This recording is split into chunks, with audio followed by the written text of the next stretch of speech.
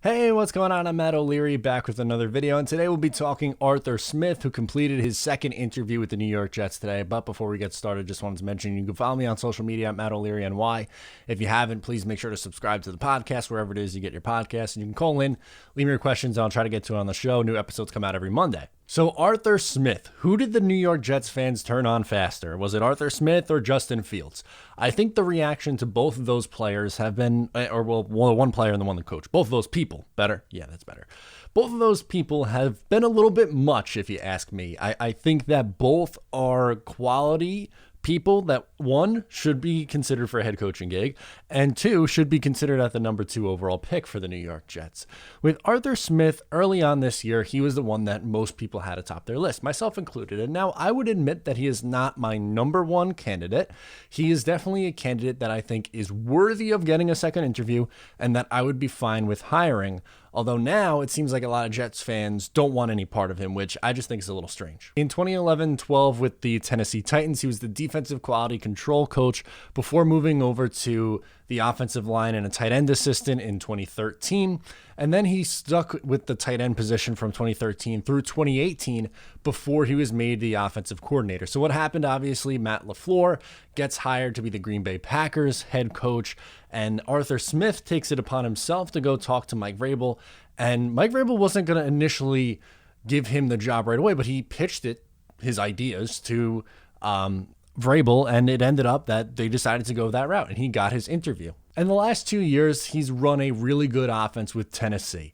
And what I like about him, besides the offensive stats from the last 2 years from Tennessee, which we'll talk about in a second, but working with tight ends for 5 years is definitely something that intrigues me. And the reason for that is because the tight end position is one of the rare positions that has to do so many things. Like, their job is so unique because they have to be involved in the passing game in terms of going out and catching passes. They have to be involved in the running game in terms of blocking. And sometimes even they have to block in pass situations too. So ultimately, it's something that, yes, it's just one position, but you have to know so many facets of the offense in order to coach that position because they do so much for you. So let's just put that aside for a second and talk the numbers. In 2019, so 2 years ago, his first year as the OC, they were 12th in yards and 10th in points, came on strong after switching to Ryan Tannehill halfway through the season. And then this past year in 2020, they were 2nd in yards and 4th in points.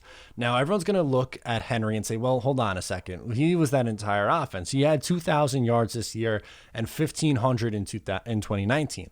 But can you not at least credit Arthur Smith for some of the things that he was able to get out of Derrick Henry? Because Derrick Henry was solid before the last 2 years, but he really came to life these last 2 years also. His YPA over the last 2 years, so 5.4 this year and 5.1 last year. Before that, it was 4.9, 4.2, and 4.5. Still solid, but he has seemed to go to this next level. And sure, some of it is absolutely on Derrick Henry being a phenomenal player, but can we give Arthur Smith any credit there for getting a ton out of his player? And then there's Ryan Tannehill, who really was able to turn his career around in Tennessee, had a 65.5 completion percentage, 238.7 yards per game, 33 touchdowns to just 7 interceptions this year, and a 7.9 yards per attempt. He is one of the better quarterbacks in football now after seemingly being ruined by Adam Gase. Something else that I also love from this past year is they only scored under 20 points 4 times. Now, in their last game against the Ravens was one of those times, and that's what's held in most recent understandings. But keep in mind, they put up a bunch of points in the regular season against the Ravens. So while, yes, they didn't get the job done against that team in the playoffs, it's not like they aren't able to score against a good team either. Now, if you want to look at over 30 points, they did that 10 times. 10 times. The Jets struggled mightily to put up any kind of offense at all this year, and Arthur Smith's offense put up 30 points in 10 of their games. That's really impressive. And in 2019, they scored under 20 points just 4 times. Most of those were actually before they made the switch from Mariota over to Tannehill, and then over 30 points 6 times. If you look at his time as a tight end coach, he really got a lot out of Delaney Walker. And something else that I find really interesting with Arthur Smith as a candidate, and I know he's just he's an offensive coordinator, and some people are going to shy away from that because of Adam Gase, which I think is a mistake. I don't necessarily think that you should just say, hey, the last quote-unquote offensive guy we hired was a flop, so we can't do that again. Well, you hired a bad candidate. If you hire a good candidate who so happens to coach on the offensive side of the ball, then that's fine. You could absolutely do that. But he survived 4 different coaching staffs. He was there a long, long time with a bunch of different coaches. He worked under Ken Wisenhunt. He worked under Vrabel, obviously, Mike Mularkey. And he started with Mike Munchak back in 2011. So he's been through a lot, and he was in one organization for a long time. But what I really enjoyed about doing my research on him and looking things up on him is he runs a ton of play action, which when you have a running back like that, that's a good way to succeed with your offense.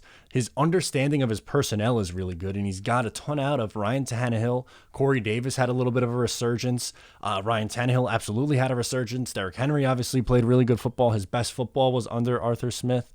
And to me, it's getting his schemes and just getting the most out of his guys.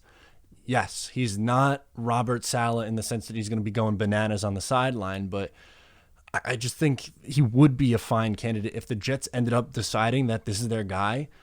I'm not going to have an issue with it. The fact that a lot of people were all gung-ho and, yeah, Robert Saleh's our guy, and then Arthur Smith, no, we're going to sour to Arthur Smith. I don't get it. I think he is a good candidate. Is he my number 1 and favorite candidate? I would say probably not. I really like Brian Daboll a lot. I like Joe Brady a lot as well. And I'd probably rather one of those 2 guys get it. But I would be absolutely okay with Arthur Smith getting the nod. I would. And I don't understand the quick heel turn that was Arthur Smith, where he was initially loved and then not so much because of a bad performance in the playoffs against a really, really good team in the Ravens. So with that being said, let me know what you think about him down in the comments below. Or you get at me on social media at Matt O'Leary NY. Make sure to subscribe if you're new, and I'll talk to you next time.